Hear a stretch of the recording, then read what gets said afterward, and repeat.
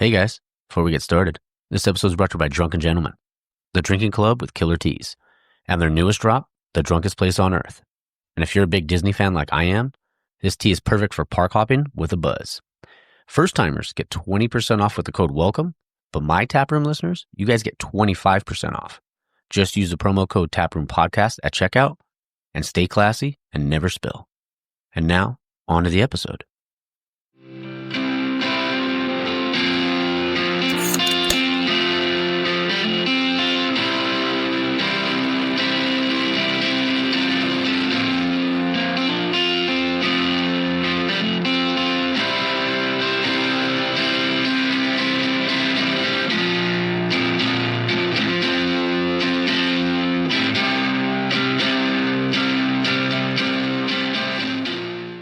All right, and we're back. This is episode 116 of the Taproom Podcast, and I'm your host, Mike. Oh man, it is Sunday morning, around 8:30, recording this intro, and 116 episodes. Here we go, boys and girls. Big shout out to Andrew Crowe, who was on this episode. This is first time on the show, and he was from Howling Rabbit's Beer Works. I'm just super grateful. Thank you, man, for I was just visiting Texas for work and be able to, get something planned out literally on the fly. Like it was so I had reached out to another brewery out there. I didn't hear back, but we're actually now, me and that brewery are planning something for when I go back out to Texas later on in the year for work. So, but yeah, when I came to Andrew, a friend of mine from work actually set it up. Like he's like, hey, this is the person's Instagram, send them a message. I was like, all right, sweet. And within about an hour, we had everything planned out. So it was great. I landed, went to my hotel, checked in, and then straight to the brewery to go record. And I couldn't have asked for a better interview. It was great. There's some really cool stuff that we talk about. I don't want to spoil anything, but the story about him and his dad. It's just really cool. And honestly, just such a really good, down-to-earth person, and honestly a phenomenal brewer. They make really great beer.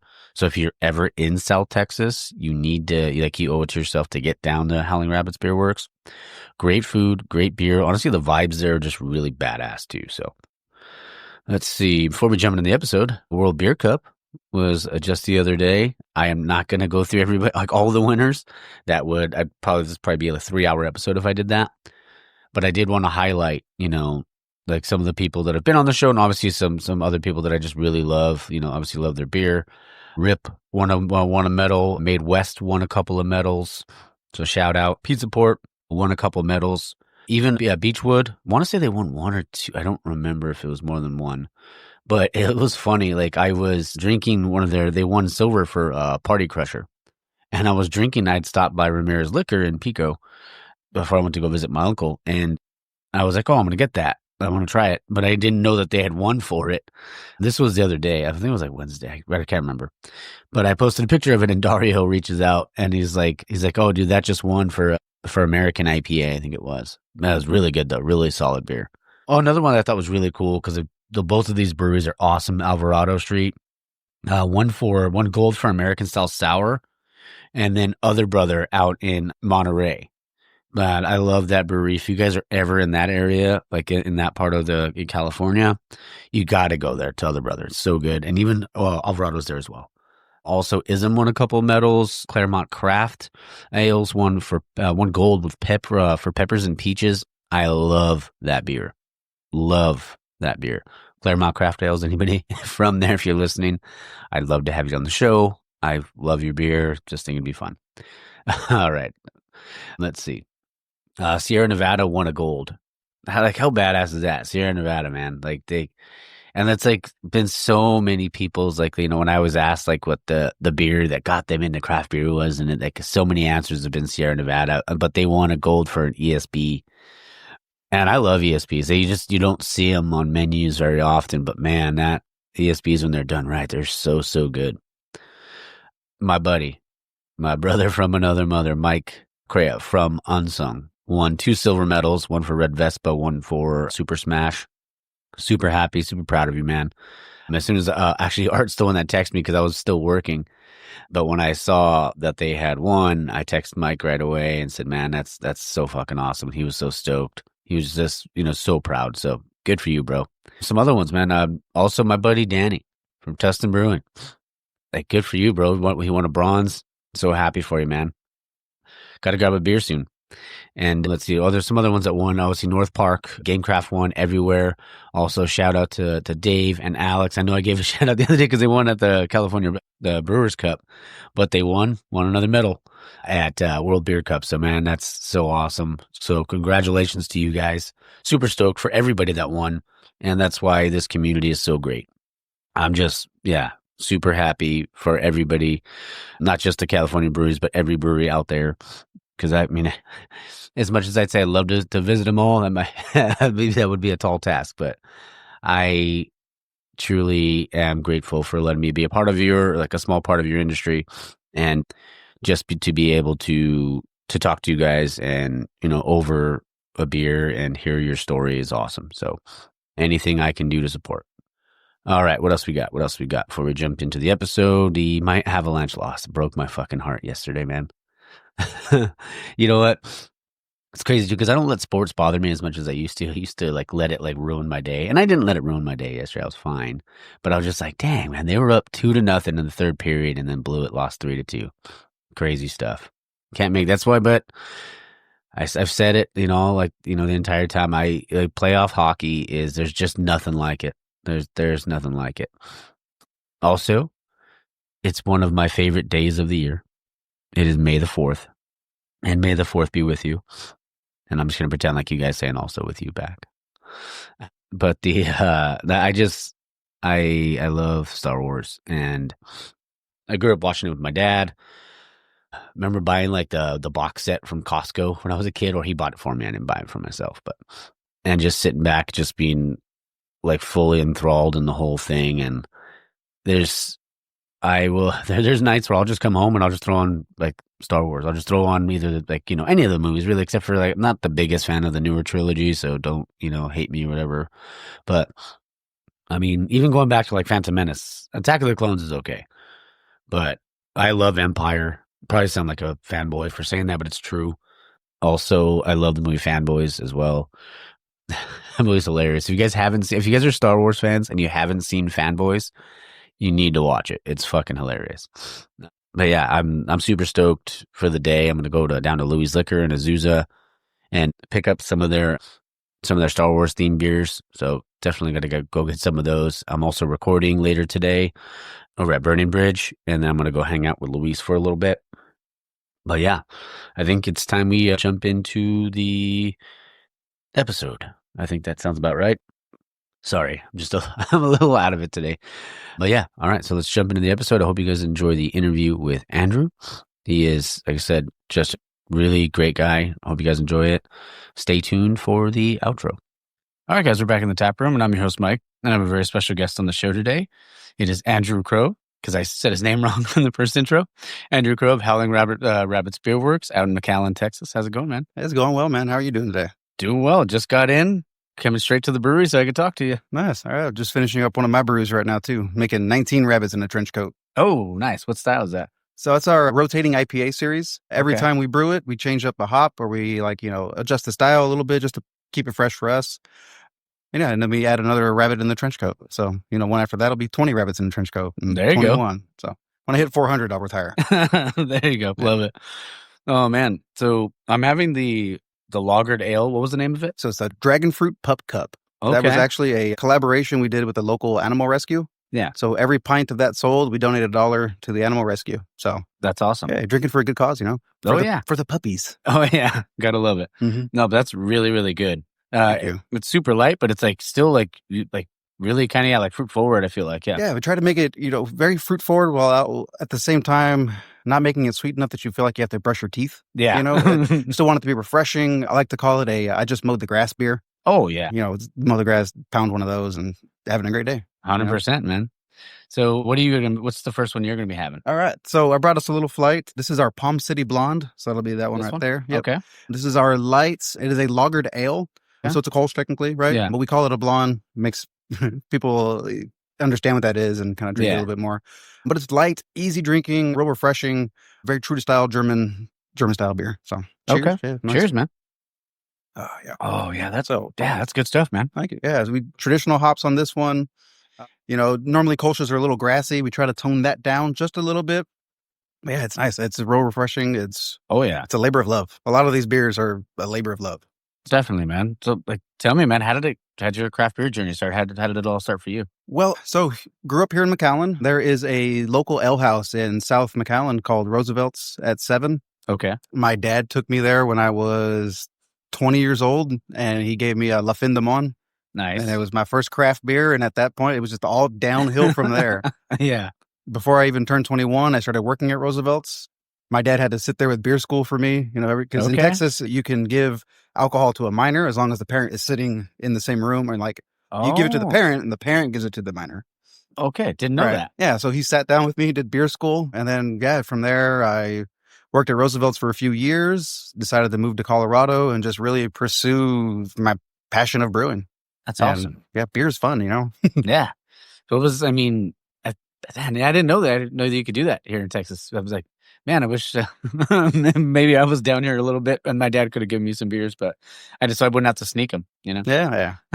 Well, there's always some of that. Like, hey, go get me a Guinness and you can try some. I'm like, oh, nice. Oh, yeah. And when But- you get over to Colorado, like, was it just because of the craft beer scene that you wanted to get out there because all the different breweries out there, or was it just something that kind of like a job offer came up? Or So I applied for a beer science program at Regis. Applied on a whim. Was like, yeah, let's see what happens. Yeah. They accept like 21 people a year.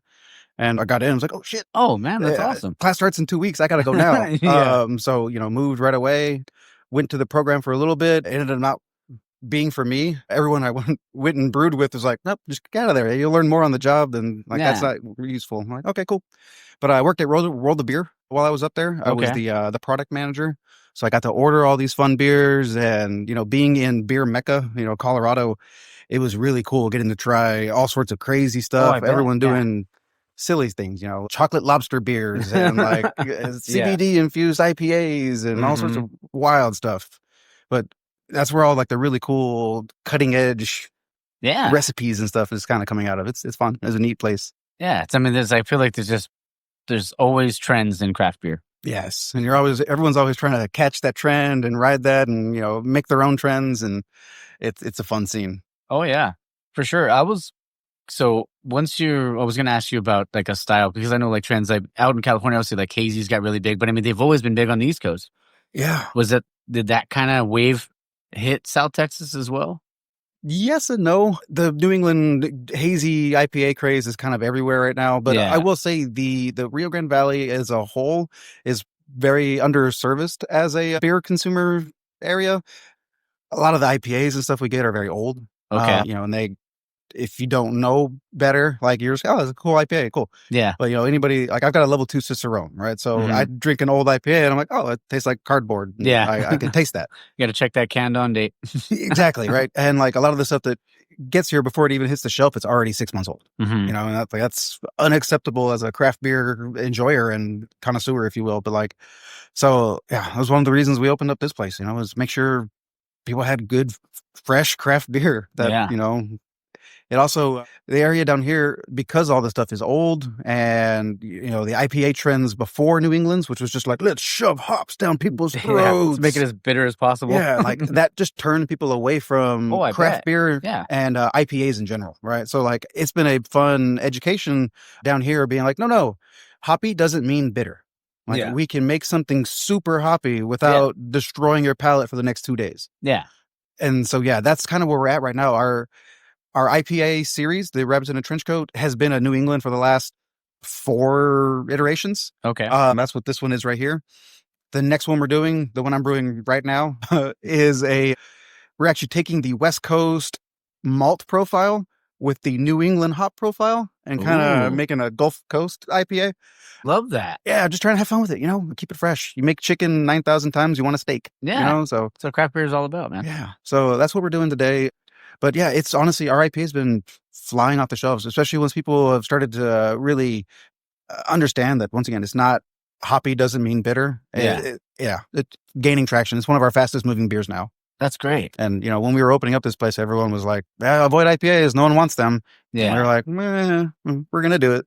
Yeah. I mean, and that's the thing. Like, I mean, that's why I've always felt like beer education is so important because, I mean, you can build trust there. Like, and like you said, somebody will try something and then they'll be like, oh, that person told me to try that. So I'm going to go back there because I want to try something different. And I'm sure they'll probably guide me to the right place. Exactly. Where they want to go. One of my favorite things to say is beer is like ice cream. Like there's a flavor for everybody. 100%. You just got to find it, and oh, yeah. Sometimes you got to wade through a whole lot of bad beers, but when you find the one you like, you're like, wow, that was amazing. Like, I want this forever now. Yeah. I close every episode with find your beer. Mm-hmm. Yeah. Oh, that's great. I love that. Yeah. Because it's like a motto, not just for like, this is the craft beer community, but just like in general in life, find something that makes you happy. Exactly. You know, if it's coffee, go and try some really good coffee and experience the nuances of really good stuff. Yeah. It's fun. I kind of take that approach with beer. Beer should have a beginning, a middle, and an end when it comes to flavor. Yeah. And so, if we're not accomplishing that, we go back to the drawing board and well, something's wrong. Let's fix this. 100%. Yeah. So I can't get that Gulf Coast IPA out of my head. Like I'm like, man, I wish was closer. But I would want to try that so bad. Oh, that sounds like a marriage that I would love. Right. Yeah. I'm pretty excited for it, if I'm being honest. Do you guys do crowlers? We do. Okay, I'll send you some money. You ship me a crowler. We'll get out because I want to try that so bad. Okay, yeah, we can do something. Now, did you homebrew at all before? Yeah, I started with a friend. So my very first time brewing, I just graduated college with my parents in Hawaii. We were there for 2.5 weeks, and I spent pretty much every single day at the Maui Brewing Company. The coconut porter is without a doubt one of my favorite beers of all time. Yeah. And on one of my last days there, they're like, come brew with us. I'm like, oh shit, okay, cool. So, I show up the next morning, shaving coconuts and blowtorching them. So that was fun, but, some free labor there. Once again, it was just all downhill from there. I came home and was like, well, we're starting to homebrew and, we're pulling all these recipes out of our butt. And it was a wild time. Me and my friend at the time were brewing at least once a week, and we're going through 5 gallons of beer every week. It was fun. It was a fun time. And then, that's what really was like, okay, I think I can do this for a living. I'm going to move to Colorado now and see what happens. That's so cool, man. I mean, so many people in life can be just afraid of taking that risk or, taking that leap, and you did it. Yeah. I was working at Roosevelt's at the time, and there was an old man that came in and said, what are you afraid of moving for? Like, you're not a tree. You can just get up and move. Yeah. I was like, oh, okay. And you're right. A week later, I was in Colorado. Yeah. You're like, I'm gone now. Yeah. So that was our Blonde Ale. Very approachable beer. We have one beer that's a little bit lighter than that. It's kind of the base style for that pup cup. Okay. That is our attempt to kill Michelob Ultra. We sell other people's beer in-house, but we'd like to sell ours over there. So, of course, it's nice, light, 4% beer, super easy drinking. It's awesome. Man, congratulations on how well you're doing right now. You know what? Oh yeah, let's do the next one here. What are we having next? So we'll move on to this red hair here. So this is our Dusseldorf style alt beer. Oh. This beer is an extreme labor of love. We literally emulate the mineral content of the water from Dusseldorf, Germany. Wow. It's got 9 different specialty malts in it. It's a pain in the butt, but it's your baby. It's complex. The brewery I was working with in Golden City Brewery, we got a gold medal for this beer at the Great American Beer Festival. So it was the best in North America, Delicious recipe, very true to style. And like I said earlier, it's definitely got that beginning, middle, and a nice, strong finish. So. Yeah. Well, congratulations on that medal, too. Thank you. It's no easy task, man. Yeah, that was a fun year. Yeah. So, light on the palate while still having nice caramel notes, ending with a little bit of that roast, but nothing too heavy, not going to sit. Yeah, I was going to say, what was that on the, it was kind of like something that cuts through right there. What is that? There's a Cara Munich malt. Right. Okay. And there's 3 different varieties for it, and they get progressively darker. And the darker you get, the more of that, almost astringent, coffee bitter flavor comes through. And so we actually use type 1, type 2, and type 3 because just a little bit of that type 3 kind of cuts through the sweetness that the other 2 adds. Yeah. Cause it is you get that sweet maltiness in the beginning, and then there was what you just said it just cut right through, and that's so good. Yeah, that's one of my favorite beers. If you see me sitting down, I'm either drinking this or the coconut porter, if I'm being honest. Yeah, the drinkability for sure, man. And that's what we got to go for. It's hot as all hell outside. 9 months out of the year, if not 10 months out of the year. Yeah. So we need light, refreshing beers that aren't going to sit heavy and not going to make you feel super bloated or just hate yourself 2 minutes later. So that's what we go for. Just refreshing, fun, easy drinking beers. Have 2 or 3 of these and not hate yourself, you know? Yeah, you're doing it. Mhm. Yeah, you're definitely doing it, man. And I know we talked a little bit off air about, because when I was up in Dallas last month, I got to talk to Jacob from On Rotation and the other Jacob from Pedicolis up there, and I asked him like what the craft beer scene like was up there, and I know it's kind of like starting to like almost like what it was in California like 15 years ago. It's starting to, it's on the uptick. Mm-hmm. But I mean, and for you guys, it's you guys 5x5. Have there has been like what's it been like out here for you guys? Because craft beer isn't huge down here, we've had to kind of make a name for ourselves and really push craft beer and kind of get the public to be like, oh, we have a brewery in town. They were coming here to watch sports games and stuff and be like, oh, cool, they happen to have a brewery. And now people are coming and being like, oh, they have beer here. Like, this is why we're coming. Sports are a nice second. But yeah, it's the beer scene, because I'm also part of like a lot of brewers chat groups and like all sorts of stuff like that. I will say it is still growing as a whole, but it's starting to get to the point where the bubble might pop a little bit. We were seeing a lot of breweries close down. I think for the first time, we're actually starting to see the number of breweries opening to breweries closing kind of almost meeting in the middle, which is kind of a terrifying thought. But, there was a lot of breweries that opened up right before COVID happened. COVID was a killer for a lot of the brewing industry. Oh, yeah. I mean, a lot of service industry in general, but particularly brewery. Oh, yeah. So, yeah, like I would say you see the quality of beer overall is getting stronger and better on the market. Yeah. And you are having some of those breweries that really can't keep up, or aren't making the quality product that people are looking for, really starting to fall, close their doors. Yeah. I mean, I feel like a lot of times, even like before COVID, I felt like people thought like, oh, I can open up a brewery because it'll be a good investment. And it's like, not to say that it couldn't be if you're making quality product, but you have to have the right people in place. Exactly. Like, you got to have the right brew team. You got to have the right servers. You got to have like incorporate beer education, all those different things. But if you're just throwing money at it thinking it's going to work, it's, you're setting yourself up to fail. Yeah. The same mindset people have with restaurants and stuff like that. They're like, oh, I can open a restaurant. I cook at home. Yeah. And then they're like, oh, there's so much more involved. Like, yeah. And, brewing, there's one thing about, having recipes and stuff, but brewing is 90% technique and processes, and something is going to go wrong. Yeah. And you got to know how to fix it without panicking or like, like this morning I was saying, one of my burners went out. So I had to crawl under there and, fix the mount and, hold it up in place and click the button and like, hope the jet engine doesn't burn me. It was a fun morning. But, if I had to do that when I first started brewing, I would have been lost. Like, oh, I don't know what to do. I would have panicked, And it's like I said, brewing is a lot of trial and error and just knowing what to do when crap hits the fan, Oh yeah. I mean, I feel like even like when people first start, I mean, even we talked about like maybe like the craft beer like bubble has kind of starting to pop a little bit, but how like it's sometimes it can be so daunting just to like, because there's so much information out there as well. So like, but I mean, I always feel like, man, it shouldn't deter you from wanting it. If anything, it should encourage you because there is so much information out there. Back then, like everybody just had to read books, right? Yeah.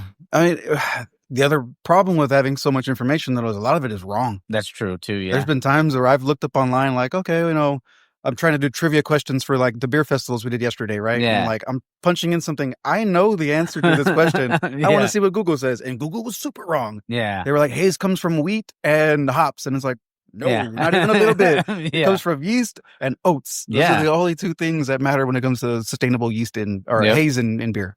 Oh yeah. Things like that. So it is very daunting though. Honestly, like I've met a lot of people that brew very successfully at home and then they get into the large scale and it is not a 1-to-1. It wasn't like, I have 2 pounds here and it's going to be 20 pounds here. Yeah. It takes a lot of trial and error. I was fortunate. I learned from people who have been in the industry for decades. Charlie over at GCB, the old brewmaster there, he started Tommy Knocker. He started a bunch of other breweries. Okay. I think GCB had like license number 6 or something like that for Colorado. Like, wow. They were there since 91, yeah. Jeez. And like, it was really cool, learning from like just really knowledgeable people. My dad used to tell me all the time, is it a smart man learns from his mistakes and a wise man learns from the mistakes of others. Yeah. Having him as a resource was invaluable, That's awesome. Yeah. So cool. want to ask you, like, also, like, bring like talking about Texas, like, how do you like incorporate local culture into like, either the beer or like just the atmosphere of the brewery? Yeah. So, even Howling Rabbits itself is a reference to Aztec mythology or, Mexican Okay, mythology. The rabbits come together and they drink. They're like a collective god of inebriation, if you will. Each rabbit is a different aspect of it. But, we love it. try to use local ingredients. I really listen to what the customers are digging and try to go, okay, you're liking apricots. We'll do an apricot wheat beer. Love Like, it. oh, you're liking this. We'll lean into here. That's great. But, we try to do like we have a local grapefruit producer in town in the area, and we're going to be getting a bunch of grapefruits from them and try to do a beer, just little things like that, and try to. We did this coconut porter, right? I did a Mexican chocolate variant of that. Okay, It was delicious. I bet. Yeah. So just little things like that, and yeah, we can't go too crazy, We're Hmm. still in the education phase, but yeah, Yeah, we're having fun with it, and it comes through. People enjoy it. that's great, man. I mean, it's cool, like when you can, like, throw those different types of beers out there, like, and even that's one of the questions I want to ask you, like, your coach, like your approach to recipe development, but also like, because I'm sure you guys have your course, right? Mhm. But like balancing the creativity and consistency part of it as well. So we can start with the recipe part for you. Like, how does that start? For like, where do you begin? So I have, at this point in my career, I've made enough beers and I can start putting together a recipe. I've Yeah. got a massive Excel sheet that I use that's Okay. been put together over the course of 7 years. Yeah. But, I can punch in how much of each grain weight wise, and it'll tell me how much percentage wise I'll be getting from that. For alcohol, how much color SRM I'll get from it. But at the same time, I know I've used, once again, trial and error, right? So I've Yeah. used Yep. some grains too much in the past and know, like, okay, that's way too much. Let's pull this back. Okay. And then so recipe development for us is a lot of educated guessing, if you will. Okay. I've got a hard drive of like the last 6 years worth of recipes that I've done, so I can always go back and reference what I've done in the past, Yeah. what numbers I hit with all those beers. And then one of the things I do, because I'm extremely anal about beer, is every time I brew a beer, so I've got a different recipe sheet for every single brew. And on the third page of that is tasting notes. And I will actually fill out one of those weird, like, it's got pungent note, it's Okay. got biscuity notes, and fill out those weird, like, web graphs and do notes. So 6 years down the line, I can go back to that recipe and be like, oh, okay, I did this. Well, I don't want that characteristic, so I'm going to pull this out. I'm a super taster for black malt. I don't know what it is, but there's any black malt in the beer, it is not my favorite thing. So, I've had to brew like black IPAs in the past that had some black malt. So trying to do those again is like, okay, well, how can I work around that, Yeah. that version that I have? Because at the end of the day, I want to make beer that I enjoy. Oh yeah. Of course. So, Black but yeah, IPAs are great. And do you see them more out here? I mean, at least, like, no, not really. it is a Okay. dead style. It is one of my favorite styles of It's beer, great. and it is extremely dead.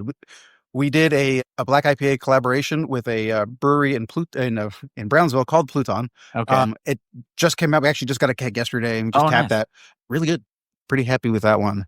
So yeah, like I said, it's a dead style, but it's one of my favorites. Yeah. I've actually got a pretty fun story with that. One of my old sales reps ended up becoming the Odell sales rep, like Okay. for like the entire state of Colorado, like one of Oh, the big wow. managers. And they used to make Mountain Standard, which was the best black IPA on the books. Whenever I taught beer school for World of Beer, that was the textbook like example of a black IPA. Wow. She called me one day and was like, "Hey, I got bad news. They're changing it. It's Yeah. going to be a triple IPA and it's no longer going to be black." And it's just like, Oh. I hate you. Yeah. Why did you do this to me? Why did you call me to tell me this? And yeah, not enough people make them and more people should. Yeah. So Man, they're fantastic. I was at a homebrew fest yesterday, and there was like 3 or 4 different, there was like, I think 70 different homebrewers there. oh wow.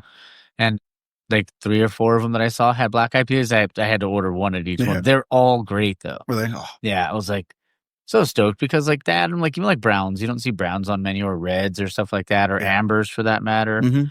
But when you do see them, it's like I have to at least get a taster of it. Yeah. One of the breweries I worked at in the past, Oasis, they had an Okay. amazing brown ale. And like that was one of the reasons I wanted to work there. I was like, Yeah. wow, that King Tut brown is Yeah. phenomenal. Like, Yeah. so How do you make it? yeah. And I learned that was cool. Yeah. Yeah. That's awesome, man. Mhm. What's your favorite style to brew? Well, do brew and drink. I know the black IPAs are your favorite. So it's one of them. Yeah. Let's see. Favorite styles is probably going to be IPAs, just because or like New England IPA, just because I can do crazy, fun, weird stuff with it. Yeah. Our anniversary beer, which I'll be brewing on probably Tuesday of this week, is going to be a big old milkshake IPA with a lot of peaches. So I'm going to add about 200 pounds of real peach to the beer and let it ferment down, and we'll see what happens, man. Big old Mexican vanilla, all that fun stuff. So I'm real excited. Oh, that's going to be tasty. Oh, yeah. Like peach rings and hops and... Oh, yeah. Dang. Delicious. So good. What's this? This is our Cosmic Cocoa. This is our coconut porter. Ooh. So this one has 100 pounds of hand toasted, unsweetened organic coconut. Okay. It's actually, I think this is my favorite brew day because I get to blowtorch with a flamethrower a whole bunch of coconut, man. It's a lot of fun. I feel like Ramstein up there with the flamethrower. Entire brewery smells like a giant coconut brownie. It is a fun beer. But we use the coconut as a grain as opposed to sticking it in the fermenter. In my experience, that causes the beer to go a little rancid. Yeah. And you can definitely taste when someone stuck whole coconut in a fermenter. Using it as a grain, we're able to get a lot of the flavor out of it without getting the oils and without getting all the other stuff. It turns out really good. And because it's a real coconut, it doesn't taste like sunscreen, which is very important to me. Oh, yeah. That's really good. Thank you. And I'm not like the biggest coconut person. Like, I mean, I should, because I have some family that's from Hawaii and we would have it all the time. Okay. But I do enjoy the coconut porter from Maui Brewing. And this is me and my brother would always say, if you're going to put this is what's on in the beer, I better be able to freaking taste it. Yeah. And yeah. Mm-hmm. That's what, we also, once again, didn't want it to be sweet. I didn't want you to feel like you had to brush your teeth after you have this. Not at all. So, we take it's an English style porter, which English beers are 5 to 5.5%, nothing crazy. Yeah. A little lighter on the palate. So we're really going for an almond joy without the diabetes, and honestly, I think we really pulled that off with this one. Really happy with the way this beer turned out. Yeah. It's I don't know, I was getting almost smoky notes, but maybe that's because of the torch. Mm-hmm. No, we toast the hell out of that coconut. Yeah. Man, is there a video of you using the torch? Just because I would love to put that on the reel when this comes out eventually. I'll see if I can find one. If somebody's got it, then send it over. If not, I've got one where I'm just Yeah, I love it.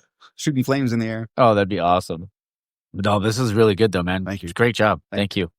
Yeah. And thanks for letting me come down, man. I just, anytime I go somewhere, first thing I usually do is straight to go check in, straight to a brewery, and then try to find someone I could talk to, man. Because it's always it's cool to be able to. I love hearing people's success stories. Yeah, I love talking about beer. So anytime I got a captive audience, I will talk your ear off. Oh yeah, man, I'm all in. But yeah, once again, try to have a beginning, a middle, and an end with the beer. So it starts off with a little bit of that chocolate notes, get a lot of that coconut bloom in the middle. Oh yeah, and then it ends with that nice, deep, almost coffee-like flavors. It doesn't linger. Yeah.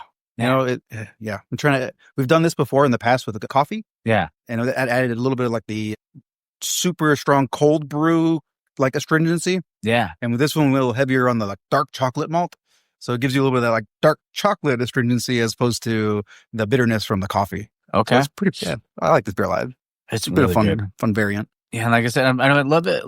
Because, we talked about earlier how, back when Stone was doing its thing, not to say that there was anything wrong with it. Some people liked it, some people didn't, but just shoving those IBUs down your throat, and that shit would stay on your on your palate for like I said, a couple of days at least. Mm-hmm. At least it felt like it.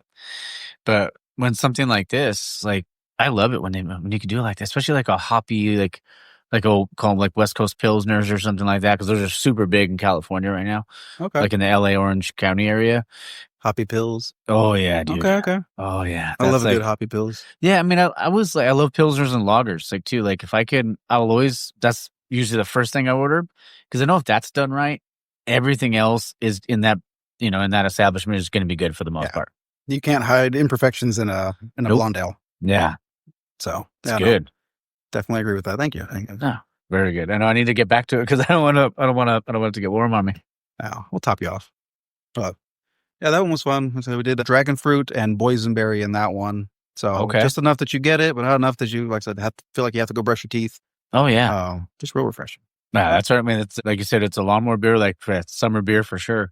If you guys can that, I'd probably go to the post office and send myself some. Pretty damn good. I'll just let you like it. Yeah. What are some of the biggest challenges you feel like you faced like throughout your entire journey? Well, let's say the biggest one's probably, at least down here, is just having to educate everybody on the beer and stuff. Like, it's a fun thing. I love talking about beer. In fact, I'm doing a big beer school April 7th for a bunch of customers coming in. That's awesome. Pulling up a PowerPoint presentation. Like, that's cool. back in ancient Samaria, going way back. Going back to Egypt. Yeah, right before that. Even That's true. Yeah, the Sumerians. Yeah, man stopped being a nomadic society because we planted grain, and we're like, oh, we can make beer. Yeah. And so they stopped. We had beer 4,000 years before we had bread. Yeah. Think about that. It's kind of fun. That's how you know it's good. Yeah. It's one of the cool things too. Beer really, I feel like it unites us as people all throughout history. Making beer forever. For all different types. Yep. But yeah, in terms of challenges down here, we have extremely hard water. So Culligan, the water people, are working really hard to keep our RO system up and running at peak performance. They're changing out our filters at least once a month. We're like, in Colorado, we were doing that every 6 months because the water was perfect, Yeah. So we do have to have a really good RO system. I do have to basically have a perfect blank slate for when it comes to water.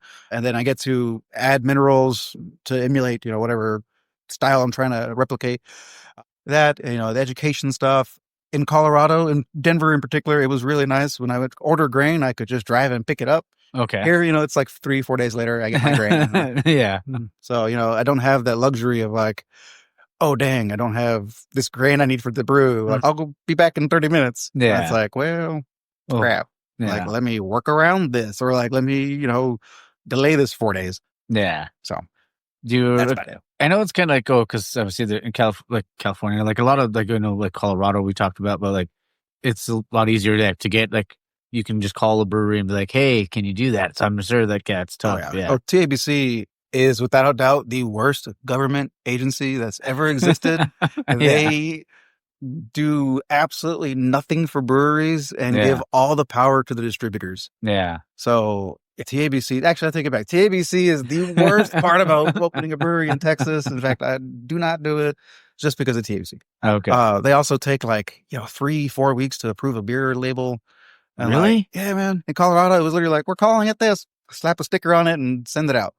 They have to approve it out here? Oh, yeah. So not only do I have to get the state to approve it, I have to get the federal government to approve it because of Texas laws.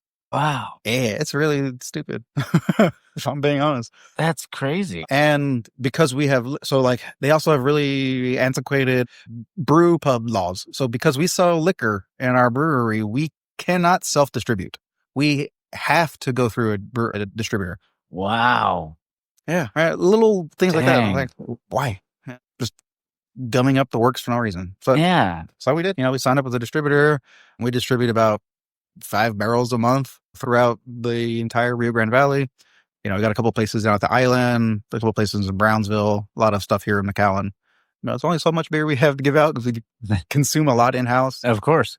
But yeah, it's cool. It's nice going places and be like, oh, look, there's my beer on tap. Oh, that's awesome. It's a cool feeling, Oh, I bet. I mean, and I don't say I love the brew house. I really like the look of the brew house. It looks really cool. Thank you. Yeah, I jumped on this project when they were kind of like, okay, hey, the first brewer wasn't really doing what he needed to be doing. Yeah. So they were like, hey, guys, are you ready to step up to the plate? And I was like, yep, thank you. I'm super ready for this. Look at all this. Yeah. So, they already had the footprint for me. I had to just make it work for what I had envisioned for the brewery, right? So of course we got those stacked tanks. I think it's 900 square feet. It's a really small brew house when you think about it in terms of functional space. Yeah, square footage. Yeah.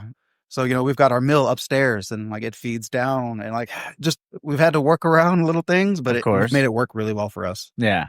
That's one of my favorite parts about doing collaborations with other breweries. It's not necessarily what you learn from them. It's seeing how they go about brewing. Every brewery is different. Everyone does their own processes. It is really neat going somewhere and we're like, oh, that's how you skin the cat. Okay, that's interesting. Okay. Yeah. So that, because it is because obviously the size of it's almost like, because it could be a pilot system so you can experiment and stuff like that, right? What's like the most unique ingredient you feel like you've ever thrown into a beer? Ooh. That one just came to my top of my head. I know it wasn't on the list. Ooh, that was not. Unique ingredients. In terms of fruits, I got to use, we did a dragon fruit sour. And we Okay. added 180 pounds of dragon fruit. Holy shit. And that was the most beautiful pink purple color I've ever seen in my entire life. Nice. I want my car painted in that color. Like it was beautiful. And like, love it. that was a really cool thing to see. You know, we use only real fruit in all our beers. So that was cool to see. In terms of non-fruits, you know, I've done in Colorado, we did a Thomas Jefferson chicken beer.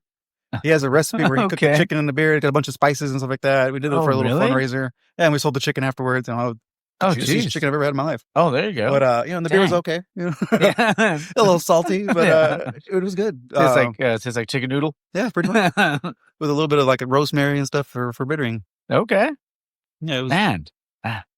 I mean, I would definitely try the chicken. It was interesting. You know, it was definitely an interesting beer. But yeah, you know, we've done, like right now, I've got a French toast variant on that coconut porter. Okay. So it's got cinnamon, a little maple syrup, some vanilla as well. And like, that's pretty fun. You know, trying to get maple syrup in a fermenter is always a blast. Oh, yeah. Oh, man. I mean, I can imagine that getting pretty messy. Yeah, sticky, man. Sticky. Yeah. That, you know, I make wort, right? You know, brewers make wort, yeast makes beer. Yeah. That's one of the first lines in my brewer's textbook, and it's very true. And wort is the stickiest thing in the entire world. It is. Yeah. It is absolute nightmare when a hose pops or something and you just get splattered with hot wort. And one, it's hot, and two, it's sticky as all hell. Yeah. And yeah, it's just not good. I had a time in Colorado, I was walking to and from work because I lived less than a mile away. Yeah. Had a hose pop and spray me. Oh, no. And then had to walk home a mile. It was just like the stickiest, grossest walk I've ever done in my life. Would you say that that's your worst brew day of all time? Second worst. Okay. I had very similar situation. We had so when you're making a sour and you're adding it in your sour biome into the tank, you cannot have oxygen. Otherwise it makes what's called butyric acid, which is baby vomit. Yeah. And well, we were doing shift brewing and the brewer before me pumped it into the wrong tank, left everything set up. So I come in, I'm like, okay, cool. We're going into this tank today, I guess. Let's go. I'm pumping it in. And then it just so happens that the plate chiller broke and started spraying everywhere, but it was spraying butyric acid, baby vomit beer. So I had to jump in there, you know, 20 PSI, trying to clamp this thing down, being sprayed with shame. And then I had to walk home. And then I had to walk a mile home smelling like, you know, buttholes and shame and just sadness. Yeah. Yeah. That was the worst brew day. Oh, man. By far. You know what's weird? Like when you speaking of like baby vomit, it's like anything guava for me, like in a beer, gives me those vibes. Oh, okay. Well, but I know some people. I mean, it might have just been the beer, but I don't know. Just missed it. But we normally have a guava sour on tap. It's one of our mainstay staple beers. Oh, there you go. Is one of our fastest selling beers because it's mainly guava. Like it is 220 pounds of fruit in a beer. Some people love it and kudos to them. I wish I could love guava beers. But or like even like sours and stuff. Like I love sours, but guava sours I can't. Yeah, I get you. I've met people that have so some people taste passion fruit and it's very musky for them. See, I like passion fruit. Yeah. Passion fruit's good. Guava, you might have that gene. Same people have taste cilantro and taste soap. Oh, yeah, that's me. It's okay. Similar thing. So I guess I got both. Yeah. Oh wow. That's interesting. Yeah. I had a friend come down and visit, and he has that cilantro aversion, but didn't say anything the entire time he was down here. So we were like, eat all this Mexican food. Yeah. And he was like, it's good. Yeah. Bro, why didn't you tell us? Yeah. So like that, like cilantro, I just tell them don't put it on there. If they can. Yeah. If not, I'll eat it anyway. Pick around it. The only thing I can't do is like onions. I grew up not liking onions, so it's a texture thing for me. Okay. I'm sure I'm going to catch shit for it. You know. But we all like what we like, right? Yeah, exactly. If everybody liked the same thing, life would be boring, you know? Exactly. Variety is the spice of life. Damn right. Wanted to ask you, because I was love to obviously to talk about the beer and stuff, but also talk about the person. What are some of their hobbies or things that you love? Well, recently I've gotten into 3D printing and a lot of painting that comes with that. Okay. So I got tap handles, printing. I convinced the brewery to buy a really nice 3D printer for me. Love it. So yeah, we were doing some tap handles and stuff like that, doing like little tabletop miniatures and stuff like that. Like for D&D? For D&D, for Warhammer 40K. But yeah, I've been really into that since about December. D&D I've been into forever, but actually printing and painting has been That's awesome. whole new thing for me. It's been a blast. But like that, I play in a band. That's always fun, playing shows. Okay. Because you still mentioned Rammstein. Is it like metal or what do you play? It is. So my favorite compliment that we've gotten, and I love saying this, is we're like the Black Keys meets Led Zeppelin. Sounds like something that's like right up my alley. Because I like the Black Keys. I love Zeppelin. So. There you go. We're called the Landlocked Pirates. Okay. Yeah, we're on Spotify. Check us out. Yeah. All right. I got Spotify. There you go. But log it in. It's been fun. I love getting to play down here.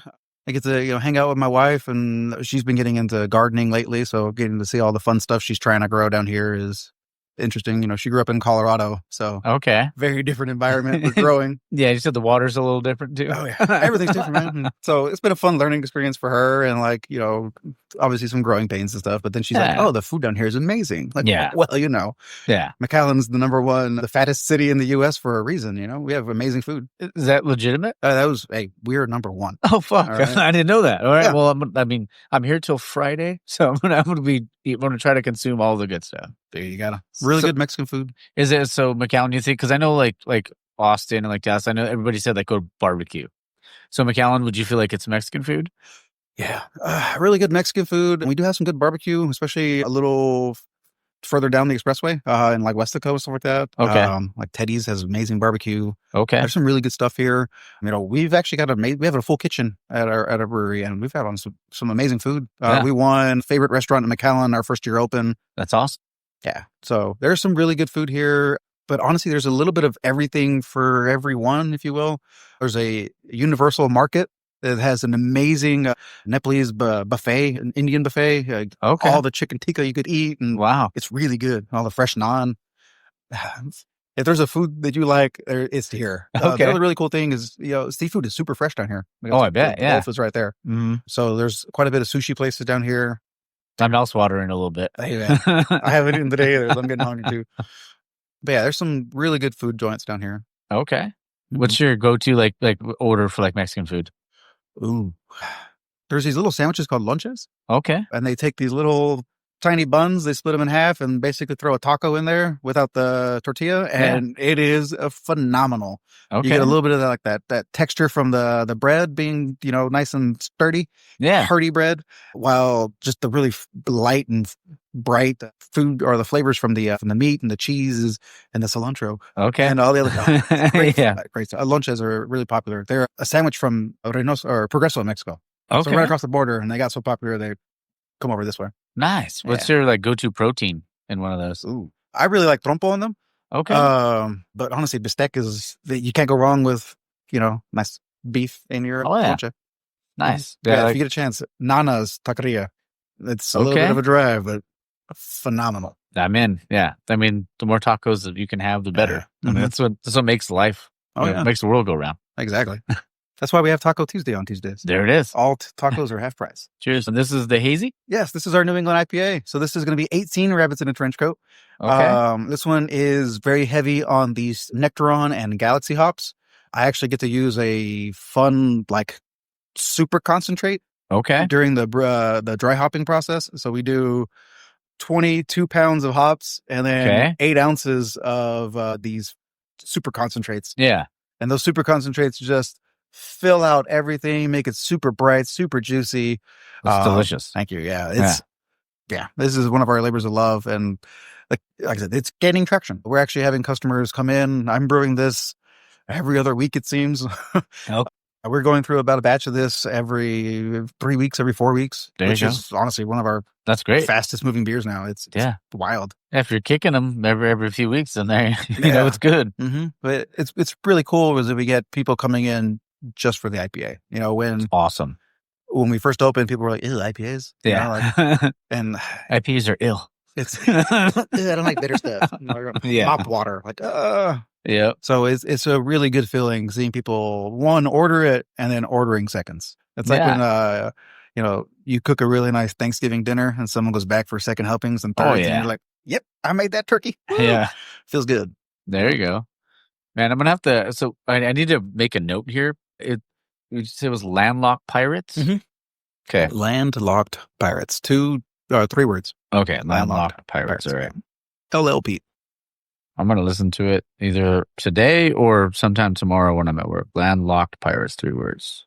Yeah. It's a little rubber ducky with an eye patch. Love it, man.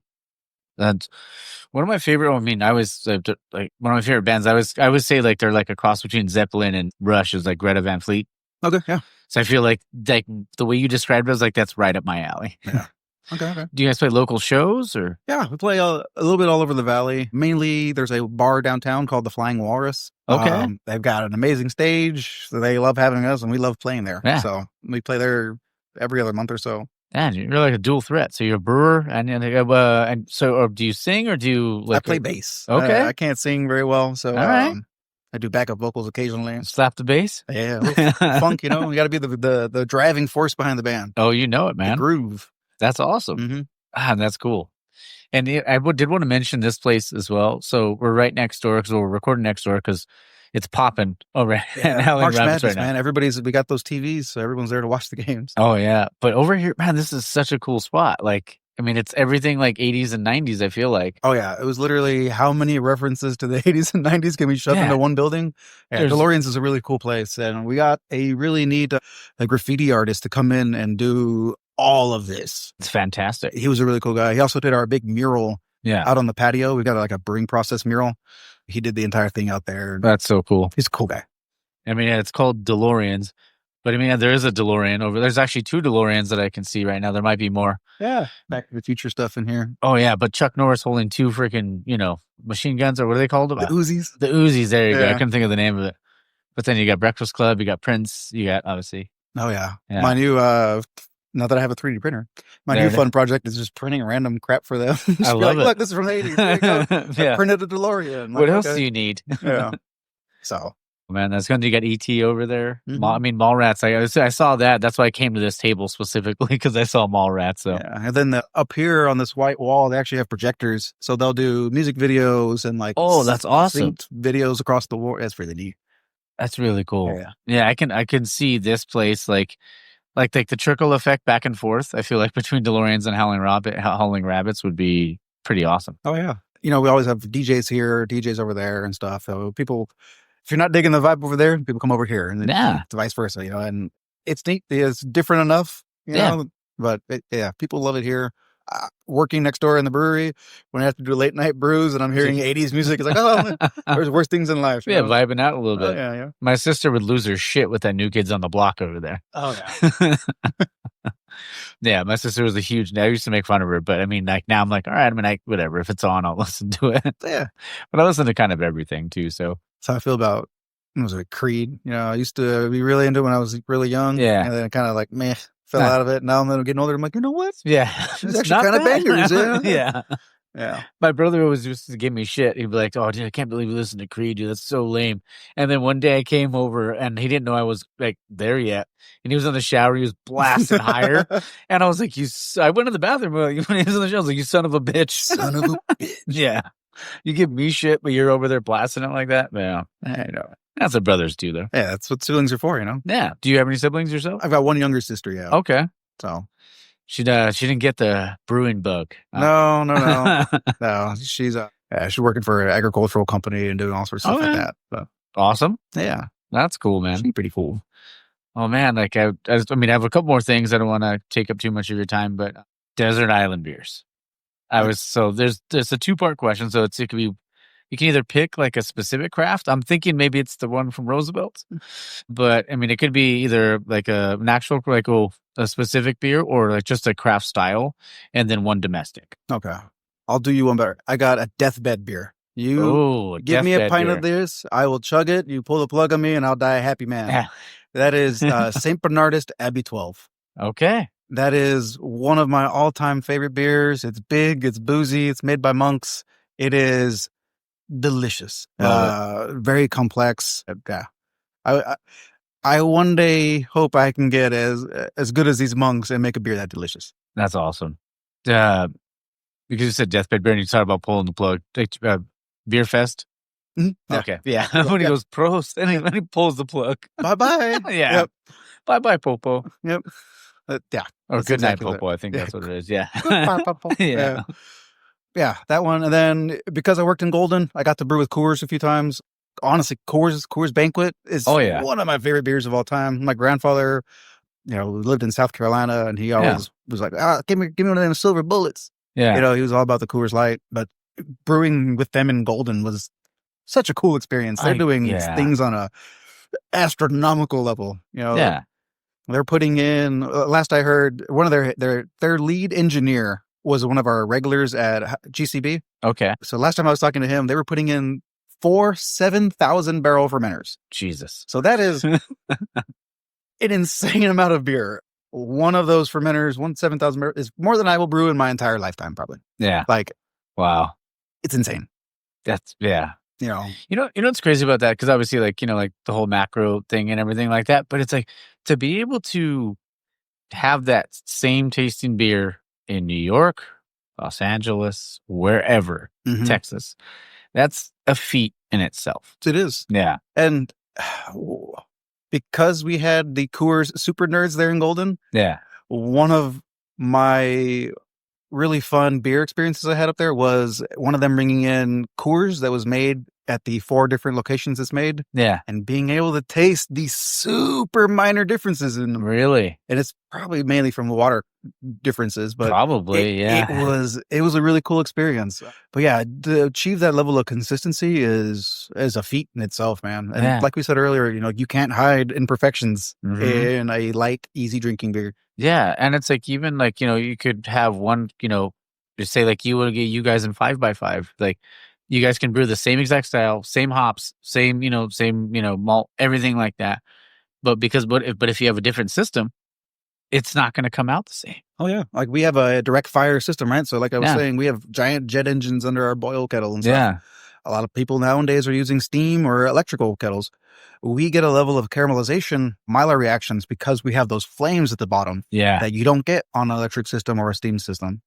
And that's like something that I learned to brew on and have come to expect those flavors in the beer. Yeah. So switching to a steam jacket or electric was just not even an option for me personally. Yeah. Like, it's like, this is what I know. I've already contained all these variables. I'm not changing anything. We're making it work. Love it, man. I love I love talking to brewers, but I mean, like, I love, because you can hear the passion, like even yours, like you can hear it in your voice, like how much you love what you do. And I mean, and I know we talked about it earlier a little bit, but like, you got to do what you love, man. You got to find something you love. And how cool is that you found, like you went to was it Roosevelt's? And like found a beer that you liked, and you're like, and then you go to Maui Brewing Co. and you're like, all right, this is it. Like I found what I wanted to do my whole life, and you're doing it. So like you said, not a lot of people are willing to take that risk. Not a lot of people are willing to even just chase their dreams. So kudos to you for doing it, man. Thank you, man. Yeah, I've been very fortunate, thank my parents for exposing me to all sorts of, foods. And one of my favorite things, food and just being able to develop your palate goes a long way, and being able to describe what you're tasting, describe all that stuff. And I was very fortunate. My parents forced me to eat all sorts of stuff growing up, there you go. Everywhere, And my mom always said, try something twice. Yeah. If you don't like it the first time, maybe you just weren't in the mood for it that first day. Try it the second time. Yep. And, they'd be surprised how many times I've tried something the second time. Be like, oh, actually, that's not that bad. I like that a lot. Yeah. My mom used to try to do that with me with onions. Like I would have them. I tried them the first time, didn't like them. She would try to hide them in other food. Like try to caramelize them, make them super soft. And I'd still take that because, you can make them soft, but you can still, when you bite into it, you're still going to get that thing. And I was like, I would take like one bite of something, like, you put onions in this, didn't you? And she'd be like, how did you know? Like, I could taste it. Like, Yeah. I love to cook with onion powder. Like, I'll do that sort of stuff. Okay. Like, so I love the flavor it gives, just the texture for me. Okay. But I wanted to ask you, so we're talking about food. I mean, we talked about the lunches already, but is there another food you love to pair with a beer? Ooh, I guess it would depend on the food and depend on the beer, right? Yeah. So if I'm looking for, like, one of my favorite things to do is eat a piece of chocolate cake with that coconut porter. It's a match made in heaven. That, yeah. They really they lend to each other in terms of the beer kind of balancing out the sweetness and kind of washing away a lot of that. The carb, all that. Nice. Yeah. Damn.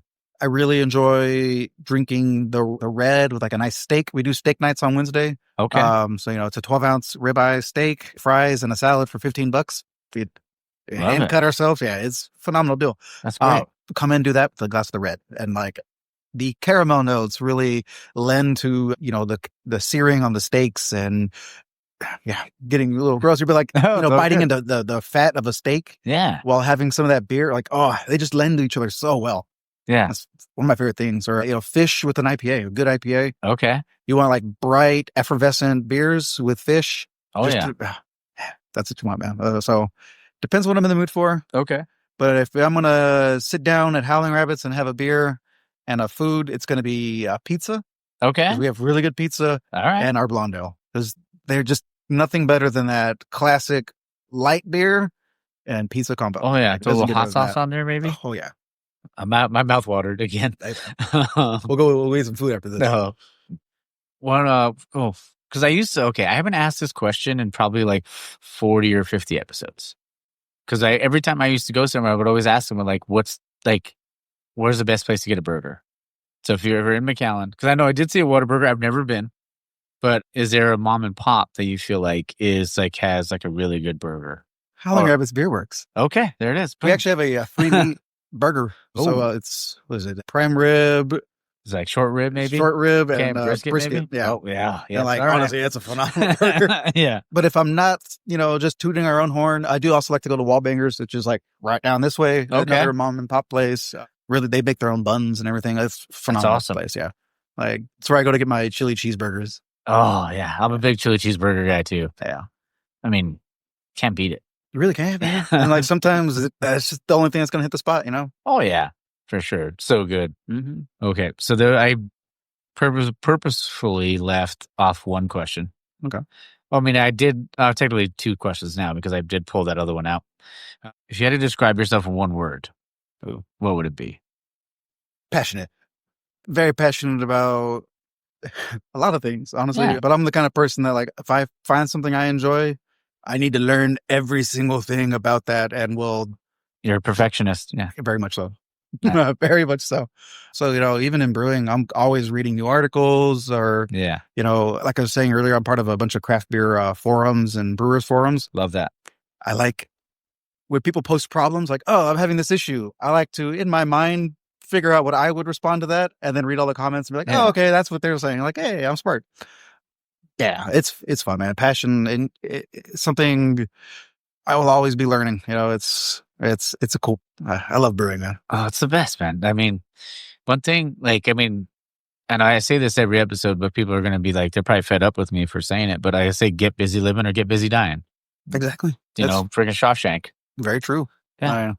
It's like, what's the point of just being unhappy your whole life, right? Like, you got to get out there, you got to learn, you got to, try, right? Mm-hmm. So find what excites you and do it. Yeah. Like, I've never been here. Like, I've never been to McAllen. I've only been to Dallas the one time in those last month. Okay. And then they told me I was coming down here for work. I was like, I got to talk to somebody out here about beer. Mm-hmm. And I'm glad you made it, man. Yeah. Thank you for, Andrew, for letting me come down and talk to you and pick your brain and just hear about your story, man. That's, Man. And like I said, anytime I've got a captive audience, I will talk about beer. I will, and I'm here to listen. I'd love to maybe one day we could do, I think it'd be pretty cool if we got and if you know any other brewer friends in other cities, maybe we could do like a remote one, like a remote brewers roundtable. Okay. And, like you, and then maybe like Jacob Sloan from On Rotation, and then someone like another brewer that that would be interested in another city in Texas. Yeah. I think that'd be pretty fun. I'd love to do that, man. Yeah. And maybe even before maybe a festival or something like GABF maybe. And that could be talk about what you guys are submitting or anything like that. I think that'd be cool. That'd be neat, yeah. We plan on doing GABF this year. So it'll be our first year submitting as Howling Rabbits. So okay. It's exciting. Awesome. Nerve-wracking, but exciting. Yeah. And when's the anniversary for Howling? Actually, next month. I think it's in April, right? Every year I think this year we're deciding on April 19th. Okay. Arbitrarily, but it's WrestleMania weekend. Boom. So we'll be releasing that milkshake IPA that weekend. Okay. We'll be tapping the second keg of the black IPA that weekend. I want to put my notes on here just so I can say, hey, because I'll have to figure out when this is going to come out, but I want to at least plug the anniversary beforehand. Oh, yeah. Please appreciate that. Of course, man. No, but thank you so much for letting me come down here. And even if you're in the area, if you're in the McAllen area, come down here. You owe it to yourself, to try it. And the beers are phenomenal, but also DeLorean's next door. And then make sure you get some pizza and then some lunches from, what was it called? Nanas. Okay. And how far is that from here? It's probably about a 30-minute drive. Not too bad, but it's worth it. Yeah. Don't go during rush hour or whatever, and you'll be fine. The 30-minute drive. Okay. Quick and easy. Oh, well, Andrew, thank you again, man. Yeah. Appreciate it. And thank you to your dad for letting you have that beer, because if not, maybe this wouldn't have happened. Exactly. He loves it. He gets to come in and drink all the beer he wants now. He's like, oh yeah, I did my time. Yeah. He's the judge. Yeah. He's our official quality control taste tester. Yep. Love it, man. Thanks so much. And like I said, come down to Howling Rabbits. And then I was also 5x5. I don't know how far away that is, but they're not too far from here. They're probably about a 10-minute drive. They're up there in Mission. They're doing good stuff. Veteran run brewery. They're cool guys over there.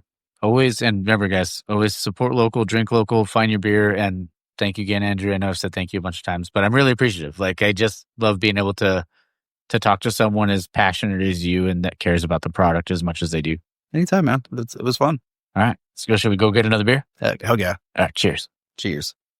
All right, guys. I hope you guys enjoyed that. Like I said, just a really good dude, great brewer. And I honestly can't wait to come back and have another beer with him when I go back to South Texas. So, let's see. What do we got? Next week's episode, I believe, is the Adam Mills episode. And then it'll be the Arizona brew hopping. And then Masa from Native Son.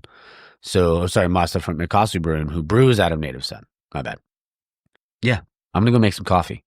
And I think I got some leftover chorizo, so I'm probably going to have a burrito as well. All right. Well, I don't even know why I was talking like that. All right. Yep. Nope. This time I'm done. All right, guys. I hope you guys have a great May the 4th. Also, I hope you guys just have a great weekend. I mean, had a great weekend. Have a great Sunday. If you're not a Star Wars fan, and if you're not, I got 2 words for you. I'm just kidding. Also, what else we got? I think that's it. Yeah, I think we got it. So always remember to support local, drink local, and find your beer. Cheers, Tap Fam.